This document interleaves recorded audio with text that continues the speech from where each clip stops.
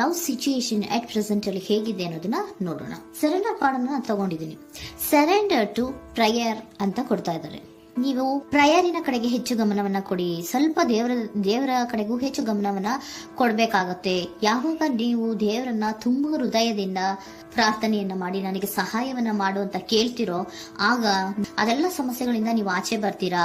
ಮಾಡೋದ್ರಿಂದ, ದೇವರನ್ನ ನೀವು ಧ್ಯಾನ ಮಾಡೋದ್ರಿಂದ ನಿಮ್ಗೆ ಏನ್ ಸಿಗುತ್ತೆ, ಯಾವುದೇ ರೀತಿಯ ಗೊಂದಲಗಳಿಗೆ ಅಥವಾ ಯಾವುದೇ ರೀತಿಯ ಸಮಸ್ಯೆಗಳು ನಿಮ್ಮಲ್ಲಿ ಇದ್ರೂ ನಿಮ್ಮ ಲವ್ ಲೈಫಿನ ವಿಚಾರವಾಗಿ ನಿಮ್ಗೆ ಆನ್ಸರ್ಗಳು ಸಿಗುತ್ತೆ, ಮತ್ತೆ ಸಪೋರ್ಟ್ ಕೂಡ ನಿಮ್ಗೆ ದೇವ್ರ ಕಡೆಯಿಂದ ಸಿಗುತ್ತೆ ಅನ್ನುವಂತಹದ್ದು ನಿಮ್ಗೆ ಹೇಳ್ತಾ ಇದ್ದಾರೆ. ಅಟ್ ಪ್ರೆಸೆಂಟ್ ಅಲ್ಲಿ ಲವ್ ಸಿಚುಯೇಷನ್ ನಿಮ್ಗೆ ಬಾಟಮ್ ಆಫ್ ದ ಟಕ್ ಬಂದಿರುವಂತಹದ್ದು ರೆಫ್ಯೂಸಿಂಗ್ ಆಫರ್.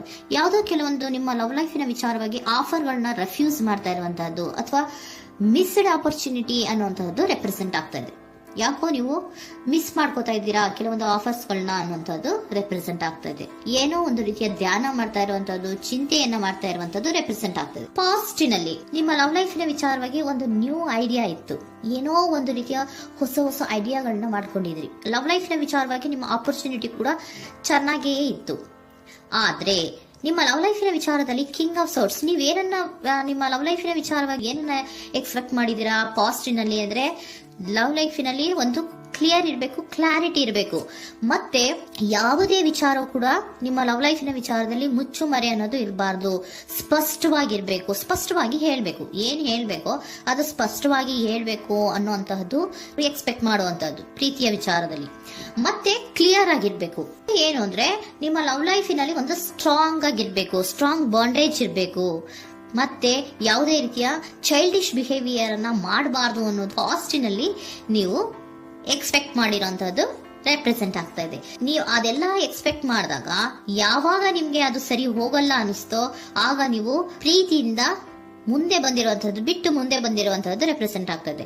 ಮೋಸ್ಟ್ ಪ್ರಾಬಬಲಿ ನಿಮ್ಮ ಕೆಲವೊಬ್ಬರಿಗೆ ಈಗ ಆಲ್ರೆಡಿ ಕೆಲವೊಂದು ರೀತಿಯ ಬ್ರೇಕಪ್ ಗಳು ಆಗಿರಬಹುದು, ಕಮ್ಯುನಿಕೇಶನ್ ಇಲ್ಲದೆ ಇರುವಂತಹದ್ದು ರೆಪ್ರೆಸೆಂಟ್ ಆಗ್ತಾ ಇದೆ. ಮೋಸ್ಟ್ ಪ್ರಾಬಬಲಿ ನೀವು ಇವಾಗ ಇಬ್ರು ಕೂಡ ನೀವು ಮಾತಾಡದೆ ಇರುವಂತಹದ್ದು ರೆಪ್ರೆಸೆಂಟ್ ಆಗ್ತಾ ಇದೆ. ಸೊ ಯಾವುದೇ ರೀತಿಯ ಕಾಂಟ್ಯಾಕ್ಟ್ ಅಲ್ಲಿ ಇಲ್ಲದೆ ಇರುವಂತಹದ್ದು ರೆಪ್ರೆಸೆಂಟ್ ಆಗ್ತಾ ಇದೆ. ನೋಡಿ, ಮುಂದೆ ಬರ್ತಾ ಇರುವಂತಹದ್ದು ರೆಪ್ರೆಸೆಂಟ್ ಆಗ್ತಾ ಇದೆ. ಯಾಕೋ ತುಂಬಾ ಬೇಜಾರಲ್ಲಿ ಇರುವಂತಹದ್ದು. ಪಾಸ್ಟಿನಲ್ಲಿ ಕೂಡ ನೀವು ಲವ್ ಲೈಫಿನ ವಿಚಾರವಾಗಿ ಕೆಲವೊಬ್ರು ಬೇಜಾರಲ್ಲಿ ಇರುವಂತಹದ್ದು ರೆಪ್ರೆಸೆಂಟ್ ಆಗ್ತಾ ಇದೆ.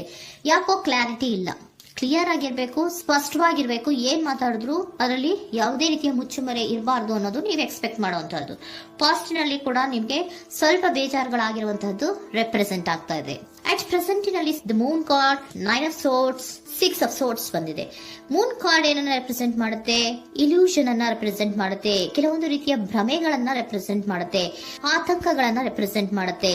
ಮತ್ತೆ ನಿಮ್ಮ ಲವ್ ಲೈಫ್ ನ ವಿಚಾರದಲ್ಲಿ ಯಾವುದೇ ರೀತಿಯ ಸ್ಥಿರವಾಗಿ ಇಲ್ಲ, ಯಾವುದು ಕರೆಕ್ಟ್ ಆಗಿ ಇಲ್ಲದೆ ಇರುವಂತಹದ್ದು ನಿಮ್ಗೆ ರೆಪ್ರೆಸೆಂಟ್ ಆಗ್ತಾ ಇದೆ. ನೆಕ್ಸ್ಟ್ ಕಾರ್ಡ್ ಏನ್ ಬಂದಿದೆ? ಸೆಕೆಂಡ್ ಕಾರ್ಡ್ 9 ಆಫ್ ಸೋರ್ಟ್ಸ್ ಬಂದಿದೆ. ಇದರಲ್ಲೂ ಕೂಡ ನಿಮ್ಗೆ ಆತಂಕ ಇತ್ತು, ಇದರಲ್ಲೂ ಕೂಡ ಆತಂಕ ಇದೆ, ಭಯ ಇದೆ, ಕರೆಕ್ಟ್ ಆಗಿ ನೀವು ನಿದ್ರೆ ಮಾಡ್ತಾ ಇಲ್ಲ, ಯೋಚನೆ ಮಾಡ್ತಾ ಇರುವಂತಹದ್ದು ಈ ಎರಡೂ ಕಾರ್ಡ್ಗಳಲ್ಲೂ ರೆಪ್ರೆಸೆಂಟ್ ಆಗ್ತದೆ. ಇದರಲ್ಲೂ ಆತಂಕಗಳಿದೆ, ಇದರಲ್ಲೂ ಆತಂಕ. ಅಟ್ ಪ್ರೆಸೆಂಟಿನಲ್ಲಿ ಕೆಲವೊಂದು ರೀತಿಯ ವಿಚಾರಗಳಲ್ಲಿ ಭಯವನ್ನ ಪಡ್ತಾ ಇರುವಂತಹದ್ದು ರೆಪ್ರೆಸೆಂಟ್ ಆಗ್ತಾ ಇದೆ.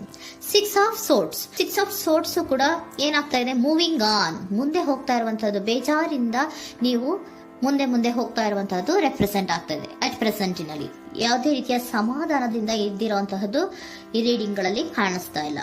ಓಕೆನಾ? ಟೇಕ್ ಇಟ್ ರೆಸೋನೇಟ್, ನಿಮ್ಗೆ ರೆಸೋನೇಟ್ ಆದ್ರೆ ಮಾತ್ರ ತಗೊಳ್ಳಿ. ನೆಕ್ಸ್ಟ್ ಕಾರ್ಡ್ ಇಮಿಡಿಯೇಟ್ ಫ್ಯೂಚರ್ ನ ಬಗ್ಗೆ ನೋಡೋದಾದ್ರೆ ನೈಟ್ ಆಫ್ ಸೋರ್ಟ್ಸ್ ಬಂದಿದೆ.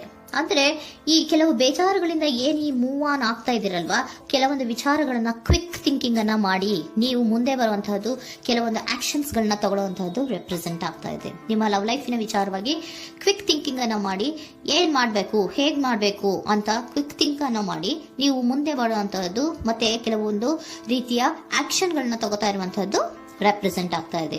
ಕ್ವೀನ್ ಆಫ್ ಕಪ್ ಏನನ್ನ ರೆಪ್ರೆಸೆಂಟ್ ಮಾಡುತ್ತೆ? ಬಹಳ ಕೇರಿಂಗ್ ಅನ್ನ ರೆಪ್ರೆಸೆಂಟ್ ಮಾಡುತ್ತೆ.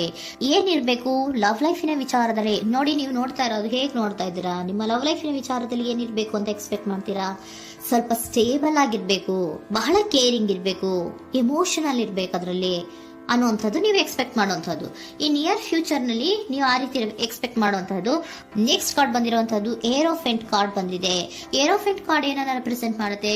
ಕೆಲವೊಂದು ವಿಚಾರಗಳ ಬಗ್ಗೆ ತಿಳ್ಕೊತಾ ಇರುವಂತಹದ್ದು, ಏನೋ ಕೆಲವು ವಿಚಾರಗಳ ಬಗ್ಗೆ, ನಿಮ್ಮ ಲವ್ ಲೈಫಿನ ವಿಚಾರಗಳ ಬಗ್ಗೆ ತಿಳ್ಕೊತಾ ಇದ್ದೀರಾ. ಏನಾಗಿದೆ, ಹೇಗಾಗಿದೆ, ಸ್ವಲ್ಪ ಆಕ್ಷನ್ಸ್ ಅನ್ನ ತಗೋಬೇಕು ಅಂದ್ರೆ ನಾನು ಸ್ವಲ್ಪ ಕೇರ್ ಅನ್ನ ಮಾಡಬೇಕು, ಸ್ಟೇಬಲ್ ಆಗಿರ್ಬೇಕು ಅಂದ್ರೆ ಸ್ವಲ್ಪ ನಾನು ಕೇರ್ ಅನ್ನ ಮಾಡಬೇಕು, ಆಕ್ಷನ್ ಅನ್ನ ತಗೋಬೇಕು ಅನ್ನುವಂತಹ ನಿರ್ಧಾರಗಳನ್ನ ನೀವು ಮಾಡ್ತಾ ಇರುವಂತದ್ದು ರೆಪ್ರೆಸೆಂಟ್ ಆಗ್ತಾ ಇದೆ. ಹಾಗಿದ್ರೆ ಏಂಜಲ್ ಗೈಡೆನ್ಸ್ ಏನ್ ಕೊಡ್ತಾರೆ? Are you ready? ನೀನು ರೆಡಿಯಾಗಿದ್ದೀರಾ ನೀವು ಅಂತ ಕೇಳ್ತಾ ಇದ್ದಾರೆ ಏಂಜಲ್ಸ್ಗಳು.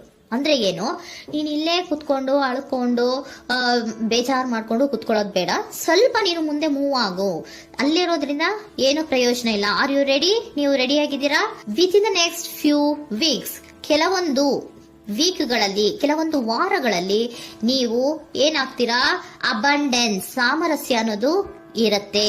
ಇಂಪ್ರೂವಿಂಗ್ ಹೆಲ್ತ್ ಅಂದ್ರೆ ಏನು, ನೀವು ಯೋಚನೆ ಮಾಡಿ ಮಾಡಿ ಮಾಡಿ ಏನು ನೀವು ಈ ಆರೋಗ್ಯವನ್ನ ಹಾಳು ಮಾಡ್ಕೊಂತ ಇದ್ದೀರಾ. ಸೊ ಇಂಪ್ರೂವಿಂಗ್ ಹೆಲ್ತಿನ ಕಡೆಗೆ ಗಮನವನ್ನ ಕೊಡಿ. ಆತಂಕವನ್ನ ಮಾಡ್ಕೊಂಡು ಭಯವನ್ನ ಪಡ್ಕೊಂಡು ಮುಂದೆ ಹೋಗ್ಬೇಕಲ್ಲ ಅಂತ ನೀವು ದಿನ ಹೆಂಗೆ ಕಾಲವನ್ನ ಮುಂದೆ ಹಾಕ್ತಾ ಇದ್ರೋ, ಅದಕ್ಕೆ ಏನ್ ಹೇಳ್ತಾ ಇದ್ದಾರೆ? Are you ready? ಮುಂದೆ ಬರೋದಕ್ಕೆ ನೀನ್ ರೆಡಿ ಆಗು. ನೀವ್ ಅಲ್ಲೇ ಕೂತಿರೋದ್ರಿಂದ ಯಾವುದೇ ರೀತಿಯ ಪ್ರಯೋಜನ ಇಲ್ಲ. ಸ್ವಲ್ಪ ನಿಮ್ಮ ಹೆಲ್ತಿನ ಕಡೆಗೆ ಗಮನವನ್ನ ಕೊಡಿ. ಸಮೃದ್ಧಿ ಅನ್ನೋದು ಬಂದೇ ಬರುತ್ತೆ, ಸಾಮರಸ್ಯ ಅನ್ನೋದು ಇದ್ದೇ ಇರುತ್ತೆ ಅನ್ನೋದು ಹೇಳ್ತಾ ಇದ್ದಾರೆ.